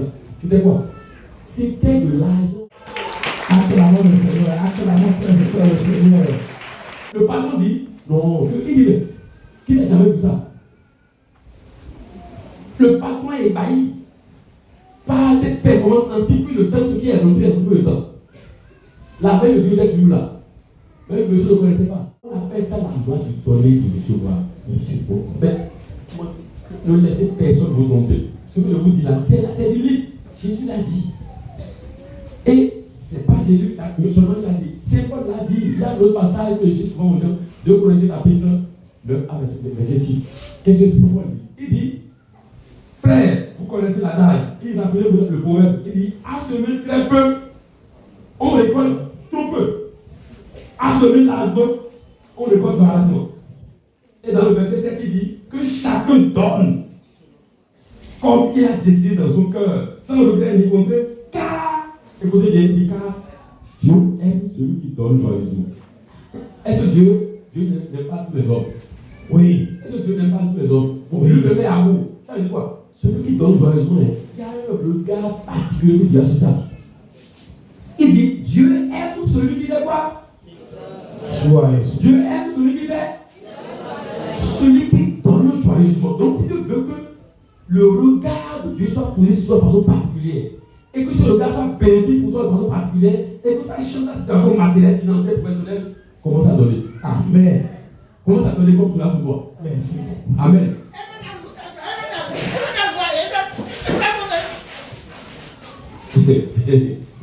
Écoutez le verset 8. Écoutez le verset 8. Ce que c'est Paul dit. Le verset 8. Nous sommes dans 2 Corinthiens chapitre 9. Il dit, et ce Dieu est assez puissant. Il dit, ce Dieu qui aime celui qui donne joyeusement là. Il dit, il est assez puissant. Pour faire quoi? Il est assez puissant pour vous donner toute grâce en abondance. Donc, ouais. Donc le plan n'est pas son niveau. Il est assez puissant pour faire quoi? Pour vous donner quoi? Pour vous donner quoi? Toute grâce en abondance. Donc Dieu veut vous donner toute grâce en abondance. Amen. Il faut que tu le saches. Ce qui veut faire pour toi, c'est qu'il veut te donner toute grâce en abondance. Si tu ne le sais pas, tu vas dire, moi il ne m'a pas donné. L'autre là, il lui a donné, moi il ne m'a pas donné. Il veut te donner à toi aussi. C'est toi que il veut te donner. Donc il dit Dieu est assez puissant pour vous donner toute grâce en abondance, afin que vous ayez, écoutez, en toutes choses, et toujours, tout ce qu'il vous faut. Donc Dieu veut que tu aies tout ce qu'il te faut. Amen. Est-ce que tu as fait tout ce qu'il te faut? Non. Mais voilà ce que c'est Paul qui dit. Il est assez puissant pour vous donner toute grâce en abondance, afin que vous ayez en toutes choses et toujours tout ce qu'il vous faut. Ça veut dire quoi? Dans tous les domaines de ta vie, là, la grâce qu'il te faut pour réussir au plan matériel, au plan financier, au plan professionnel, pour te distinguer, même dans ton métier là, il veut te donner ça. Et il veut te le donner en abondance. C'est pas que le Dieu de il veut te donner ça en abondance. Écoutez, donc il dit, afin que vous ayez toutes choses et toujours tout ce qu'il vous faut, et même que vous en ayez en abondance. Et que vous ayez en abondance de quoi faire toutes choses de bien. Ça veut dire quoi? Il veut la surabondance pour toi. Ce que Dieu veut pour toi là, c'est tout sauf le manque. Qu'est-ce qu'il a dit? Ce que Dieu veut pour toi, c'est tout sauf le manque. Donc le manque ne doit pas être ton sort. Je dis que le manque ne doit pas être ton sort. Il veut te bénir en abondance pour que tu deviennes une bénédiction pour d'autres personnes. Donc quelqu'un pense que Dieu l'a béni, alors que tu n'es pas encore béni. Il n'a pas encore béni. Donc il veut te bénir. Là où tu me vois assis ici, là, je donne toute la gloire à Dieu. Si tu veux savoir le nombre de personnes que j'ai sur les épaules, et de quoi ça ne pèse pas. Plus de 40 mètres. Par mois. On n'est pas dans une théorie philosophique. Je ne suis pas dans la philosophie. Je n'enseigne pas la philosophie. Et je n'enseigne pas la littérature non plus. J'enseigne des principes concrets que le Seigneur. Je leur dis 40 mètres au moins. C'est au moins. Ah. Et là où je suis pas un commerçant. Je ne suis pas dans le paiement de l'État. Mais ça là, mais ça vient tout pas. Et je donne ça le soir. Je donne le soir. Chaque fois après moi, tout le temps. Tout le temps. Donc l'argent doit courir après toi. L'argent doit courir après toi. Amen. L'argent doit courir après toi. Si tu t'appropries le principe d'avoir le temps de recevoir, et tu comprends ce que ça signifie, ce que ça entraîne dans ta vie, et tu commences à vivre cette voie-là, tout ce qui est bloqué va se débloquer. Les portes que l'ennemi a fermées vont s'ouvrir elles-mêmes. Les personnes que l'ennemi a éloignées de toi, alors que Dieu ne te bénit pas les personnes-là, elles vont commencer à t'appeler. Elles vont commencer à s'approcher de toi. Parce que la connexion divine va va s'établir toi et ces personnes-là. Les bonnes personnes, parce que l'ennemi, qu'est-ce qu'il fait? Quand il vous maudit là, il éloigne les bonnes personnes. Avec le Seigneur, nous ne raisonnons pas. Merci beaucoup. Quand Dieu, on ne raisonne pas avec lui. Quand il t'a enseigné ça, ce que tu as fait, mets en pratique. Vous voyez, pendant que le prêche, la plupart du temps, je me souviens de quelqu'un. Je suis allé au Canada au mois de fin juin. Donc il y avait un congrès charismatiquement invité. Et dès que je suis arrivé, il y a quelqu'un qui a appris que je suis là. Et il m'a envoyé un message pour dire est-ce que le dernier jour, le jour du congrès, à la fin du congrès, il a pu venir me chercher pour aller connaître l'endroit où il ne savait pas que je avais des problèmes et il voulait me poser au problème. Oui. Donc il est venu me chercher pour l'aller de tout et le lendemain, je vais revenir à Montréal pour que sur le lendemain, je rentre au pays. Donc il m'a pris cette voiture et on a fait 3 heures de route. Quand on était à l'autre, il a dit mon père, je suis dans un réseau où on vend des services aux gens et ce qu'on me paye là, c'est en fonction de ce que le nombre de clients qu'il a trouvé. Il dit je développe toutes les stratégies. On a reçu des formations, j'applique tout. Je fais adoration, je veux toutes les prières et le chant. Il dit mon frère, ces problèmes-là, ce n'est pas la prière qui est ça. Ah, merci mon père. Et j'ai commencé à lui enseigner le principe là. Je lui ai enseigné ça tout au long du chemin. Et quand on est arrivé à destination, il me fait asseoir pour demander des passages bibliques et je lui ai dit, lisez le passage, lisez le passage, lisez le passage, lisez le passage. Et il a dit, merci mon père. Donc le lendemain, quand moi je voulais me préparer pour prendre le taxi pour retourner, bon, il a dit qu'il veut faire une offrande, une réparation, une chose ici. Bon. Donc on a célébré, lui, sa femme, etc. Et il a fait. On suis parti. Le surlendemain, il était dans l'avion. De Paris pour Cotonou là. Oui. Il me dit, mon père, dès le lendemain de mon passage là, les choses commencent à se passer là. Ah. Il a dit, ah bon? Je lui ai dit, quand je vais rentrer au Bénin, on va s'appeler calmement et tu vas me parler. Il dit, quand je suis parti, le lendemain là, 7 personnes se sont inscrites. Le lendemain, 7 personnes se sont inscrites. Ah! Tous les jours, lui qui développait des stratégies, il passait des heures dans le sacrement. Rien ne changeait. Il a suffi qu'il commence à dormir. Il dit, mon père, c'est pas. Il dit, des miracles, des merveilles commencent à se passer. Et ça a continué jusqu'à aujourd'hui.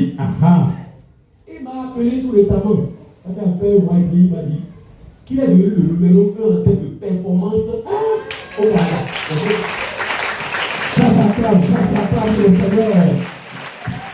C'est qui le chant pour le Seigneur. La loi du donner, de recevoir, c'est biblique. Ne laisse pas les Écritures.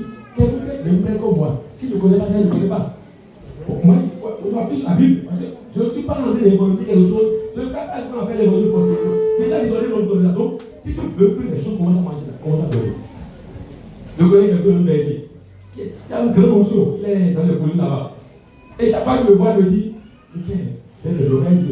Pour le voir encore la manette de donne. Je suis avec toi.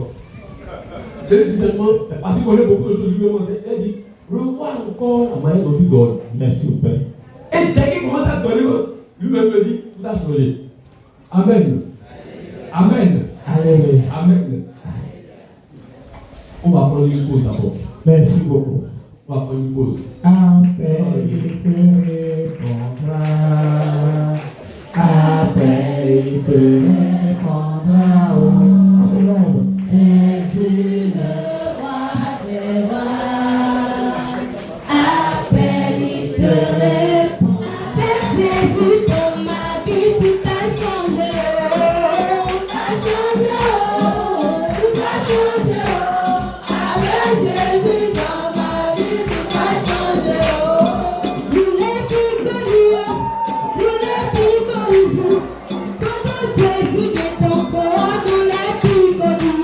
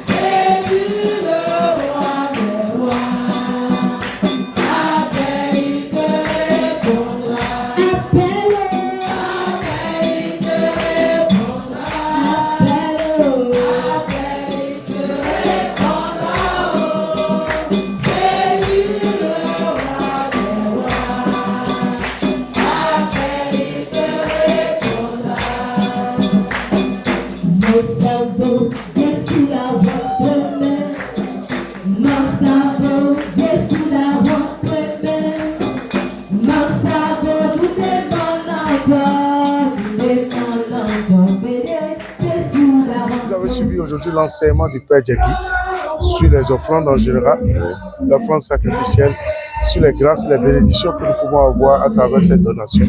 Quelles sont vos impressions?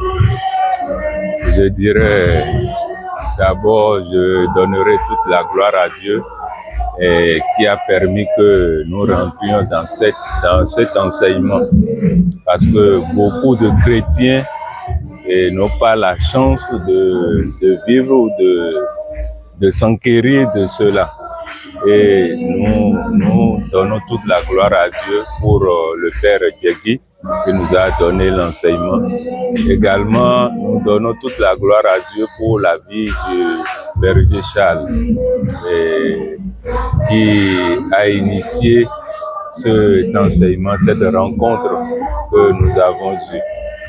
Et nos impressions sont vraiment bonnes parce que nous voyons à travers cet enseignement que nous avons reçu que c'est des portes qui nous sont ouvertes en réalité, et nos yeux étaient fermés, si je devrais m'exprimer ainsi. Et je dirais comme les disciples d'Emmaüs après que le Seigneur rompu le pain. Et ils ont, l'Évangile nous a dit que leurs yeux se sont ouverts, ils ont compris que c'était le Seigneur. Donc c'est la même chose ce que nous avons vécu en cette journée.